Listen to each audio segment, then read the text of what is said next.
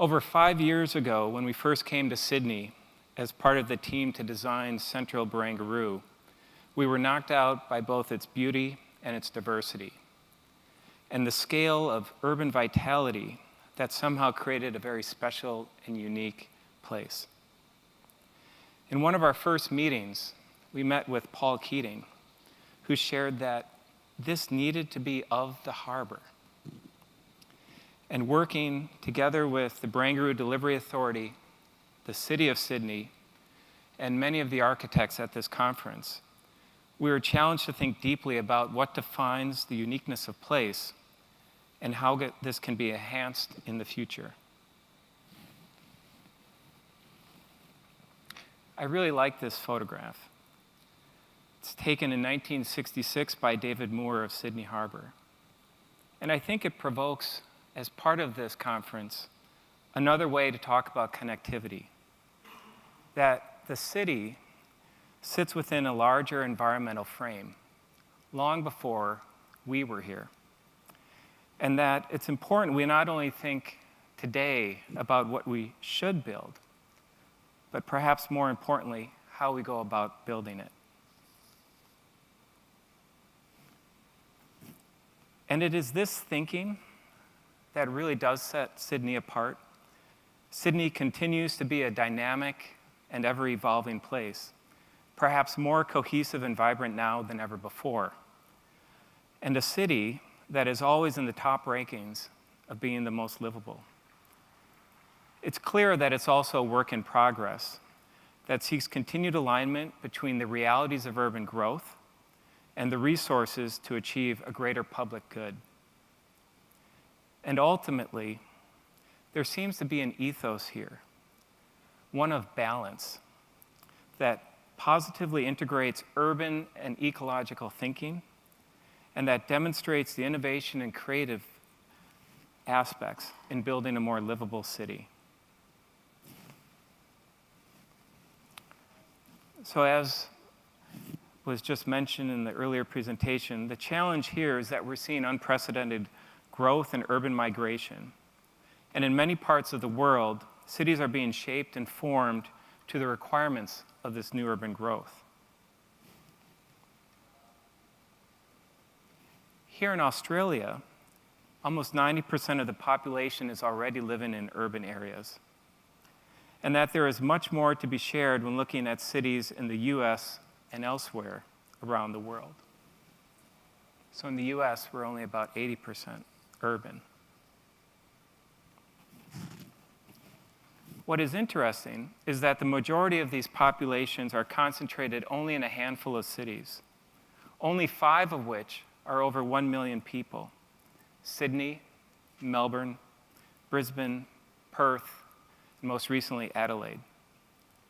It's important to note that the majority of these cities are also along the coast. In fact, 4 of 5 Australians live in coastal areas. And you can see that there is an urgency within this community to bring thought leadership on the issues around climate change and resiliency, and the need for more holistic thinking about future infrastructure priorities. Just to be provocative. As this relates to future urban growth, we will likely see this in already developed urban areas. And of the projected increase of 2 million people in New South Wales, over 80% of that will be in the footprint of Greater Sydney. When we look at the growth patterns of Sydney just over the last 2 decades, we saw that urban growth started to create a new set of challenges. That beyond the growth within the central city, there was increased movement and, in fact, sprawl beyond that center, creating new suburbs and placing greater stress on everything from transportation to social equity and the integrity of and health of our natural systems. So perhaps the path forward for Sydney and for cities elsewhere is rooted in the questions not only about density, people, and infrastructure, but also about the provision of land, air quality, ecosystem health, and new forms of urban development. And that this thinking also places energy and purpose in how we look to the future. For us as a urban design and architectural practice, we're very much interested in urban form.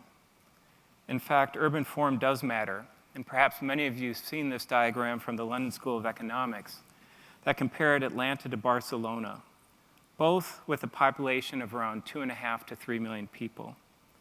Yet we see a very dramatic difference in their urban footprint. And that this has a significant impact on the total carbon emissions related to transport, somewhere up to a factor of 7. There is also this relationship between urban density and carbon emissions, largely due to the economies of scale, movement patterns, and the benefits of truly mixed-use centers. And you can see that Sydney is in the same ballpark as Los Angeles, Buffalo, and even our hometown, Chicago. Yet, what makes Sydney unique is that it is a city of villages. It has a clear city center focused around the harbor. But perhaps the strategy forward is how best to think through accommodation of that urban growth. And that although it might be helpful to compare Sydney to Barcelona, the extent of Sydney's urban area is quite large. If Sydney is to grow to 6.5 million people by 2036, its population will be the same as Barcelona's. This would suggest a dramatic shift in population density within the city center, predominantly around the harbor. Yet, just perhaps to be a bit more provocative, we wondered if it was also valuable to look at a city that has multiple centers, clusters of density with a footprint similar to Sydney. And that when looking at Tokyo's growth and how it's been able to maintain its high quality of life, it's been through the prioritization in infrastructure. For example, the investment in transportation infrastructure within Tokyo provides us some clues around how those investments can be aimed for optimal development, and as a result, help us determine the carrying capacity of our cities. The relationship between density and urban form goes one step further. When you look at Sydney, about 30% travel by non-motorized public transport, 70% by private car. In fact, the commute times are quite similar to Atlanta, over 70 minutes. When we look at Barcelona, it is a bit more the inverse, where 65% are using non-motorized transport. But when you look at Tokyo, it's even more dramatic, and close to 90% use non-motorized public transport. So just to iterate the presentation a moment ago, transport is a critical part of this strategy. And that the relationship between density and transportation also impacts how we look at energy, that one of the biggest opportunities for Sydney will be around integrating transportation land use policy to maintain longer-term potential for expansion. So, this whole idea of civic will and ambition is nothing new to Sydneysiders. There has always been urban growth in Sydney, and there has always been a corresponding civic response. As part of the 1909 Royal Commission report on the improvement of the city of Sydney and its suburbs, there was a bold and audacious idea to improve, as they said, communication between Sydney and North Sydney. This proposal recommended the connections across the harbor by both a new bridge and a new tunnel. The bridge itself was incredible for its time, and under the direction of Dr. John Bradfield, the bridge opened in 1932. and is one of the longest spanning arch bridges in the world today. That same level of civic response has guided the development of a new plan for Greater Sydney. Led by Lucy Turnbull and the Greater Sydney Commission, this plan lays out a strategy for a metropolis of 3 cities. Continued investment within the city center around the harbor, continued growth within the greater Parramatta area, and looking at ways to grow around the proposed Sydney Airport further west. Let me go back. Sorry. This identifies a holistic approach and a focus on connecting people with a bold goal that people of Greater Sydney live within 30 minutes of their jobs, education, and health facilities, services, as well as great places. This was just released, I believe, 2 weeks ago. I encourage you all to read it. It's quite an impressive document. It also placed great emphasis on infrastructure supporting new developments and how we could integrate these into a new urban agenda. And perhaps you've seen or heard about it in your time here in Sydney, such as the new light rail on George Street, the proposed second tunnel crossing along with the expansion of the Sydney Metro across the harbor. But there's also an expectation for architects to shape this future in the design of buildings in the public realm. Graham Yan, with the City of Sydney, has long championed the high standard of architecture, urban, and landscape design, and that the program started under Graham's leadership provides a dialogue for city design in the public realm, and in doing so, has shaped a vibrant city and globally recognized center for innovative design. If you haven't had a chance, I strongly encourage you to go over to One Central Park and the work of Jean Nouvel as a leading example of this new wave of development. But also in the smaller public spaces, like Aspect Studios' renovation of the Good Line. And perhaps as you're walking further north through Barangaroo, I could take a moment to share our experience and what this means to what was our involvement, which is the piece in the middle. And as we've been told, in between a constructed rock and a hard place. It was a plan that focused on connectivity, connections in this drawing, which would be to the east, but up in this drawing, not only to the Wynyard Walk and the Wynyard Station, which actually enables incredible connectivity to existing transport. Within central Barangaroo, the connections up to Observatory Hill, and now the stop for a new transit station on the Metro, as well as the connections up Argyle Street into the Headland Park.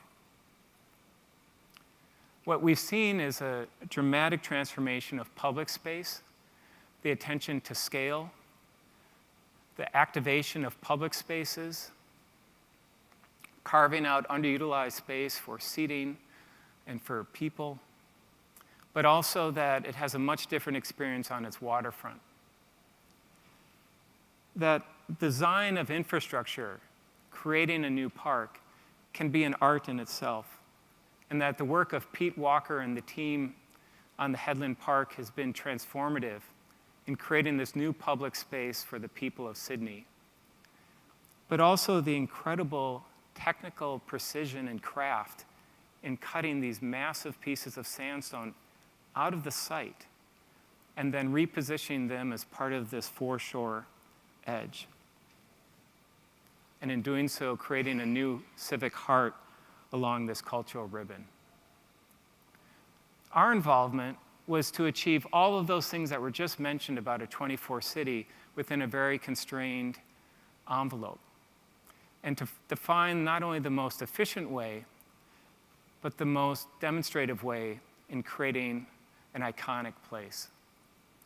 Great attention to the ground plane and expanding that up to the second level, but emphasizing the connectivity as places themselves. And in fact, we proposed this idea of the Sydney Steps, a new meeting place at the end of this walk from Observatory Hill and Miller's Point down to the foreshore.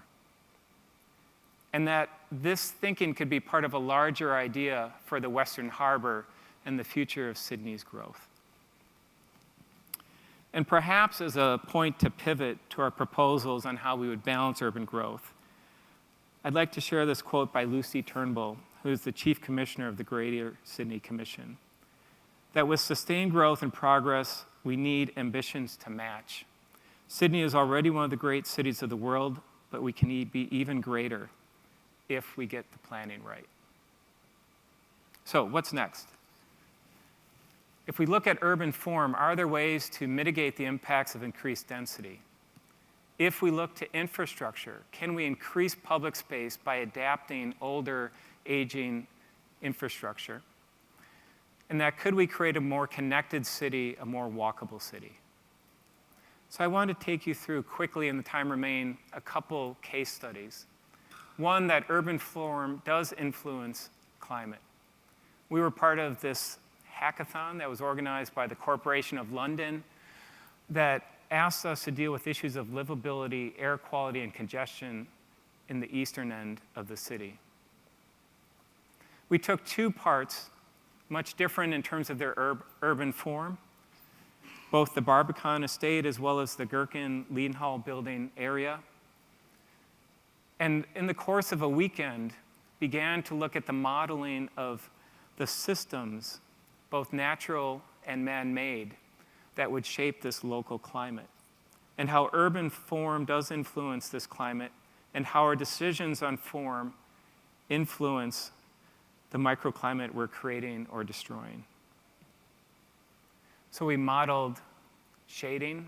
By the way, we took spring just because in London, as many of you know, that's perhaps one of the most acute times when you notice warmth or when it's too cold. We also looked at mean wind speed. And you can see the higher areas of red, greater velocity at the ground plane.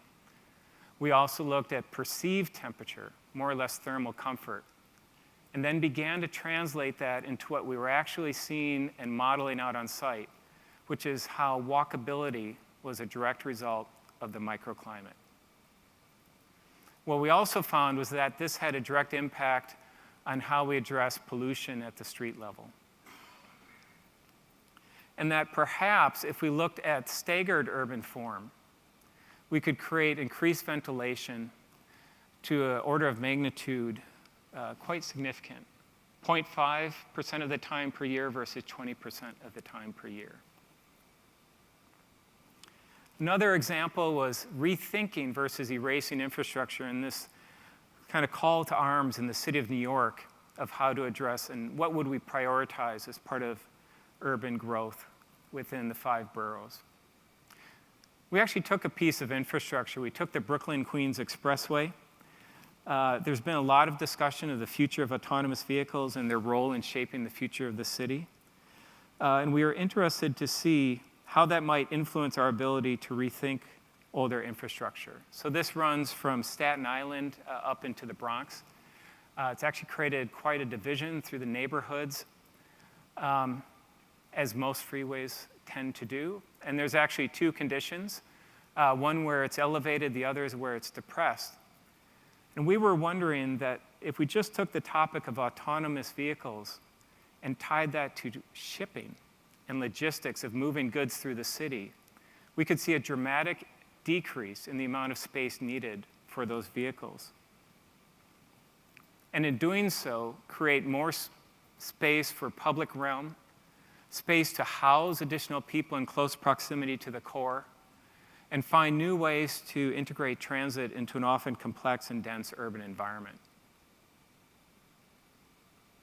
And the last one I'd like to share is this notion of rediscovering public space and bringing it back home here to Sydney.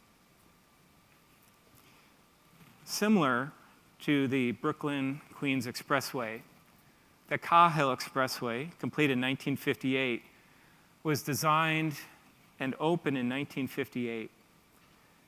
And that, in order to really address an essential link between the northern suburbs and the eastern suburbs. Yet, I think if you were to ask anyone today, it's actually created a barrier between the center city and its waterfront at Circular Quay.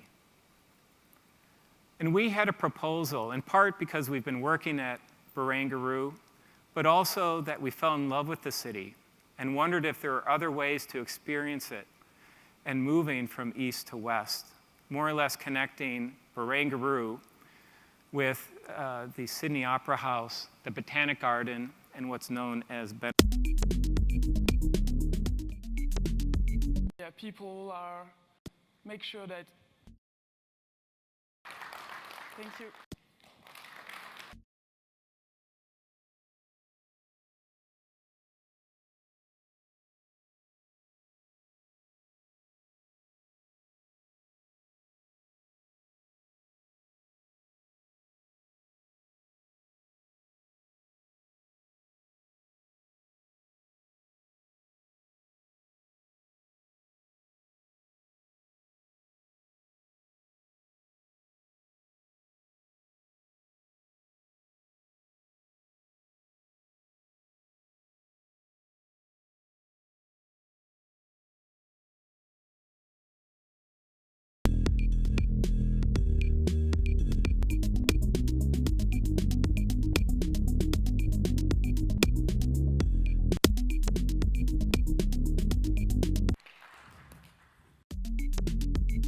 People are make sure that.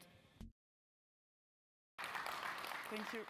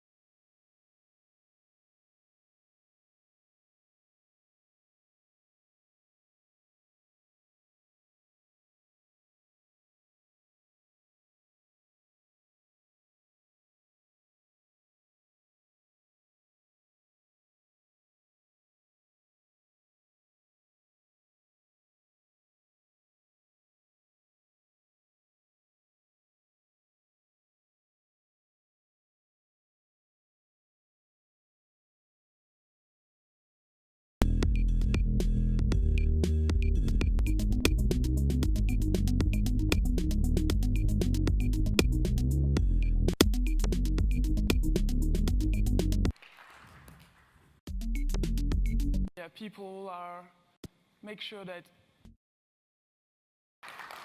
Thank you.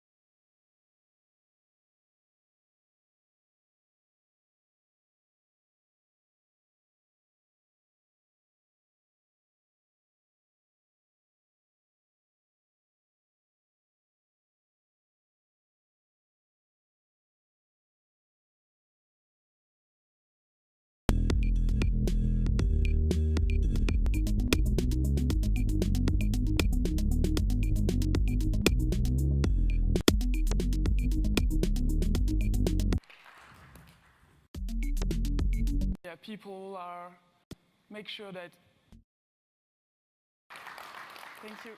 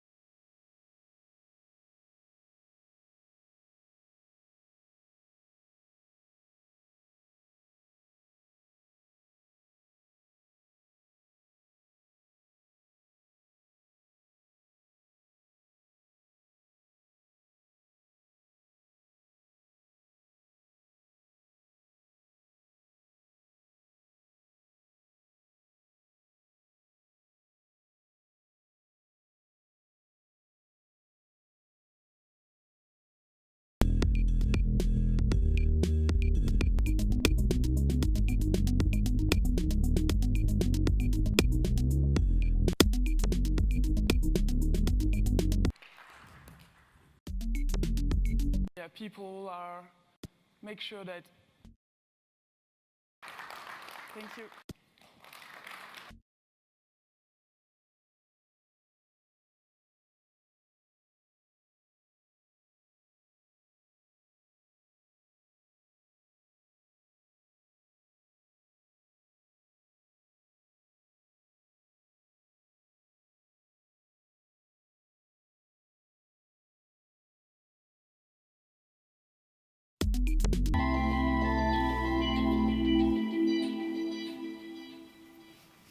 Can you go to the next one? It says time's up. But perhaps in closing, I would first like to thank the Council for inviting us to speak on this broader topic of cities. And perhaps now more than ever, we could collectively see value in multidisciplinary thinking. That this is important to our global future, that we see cities as ecosystems, and together we begin to connect the dots. We've been talking about this idea within the firm of a regenerative city, where the outputs of one system are the inputs for another. And perhaps it's in places like Sydney that we can see this new ethos in urban habitat and city building.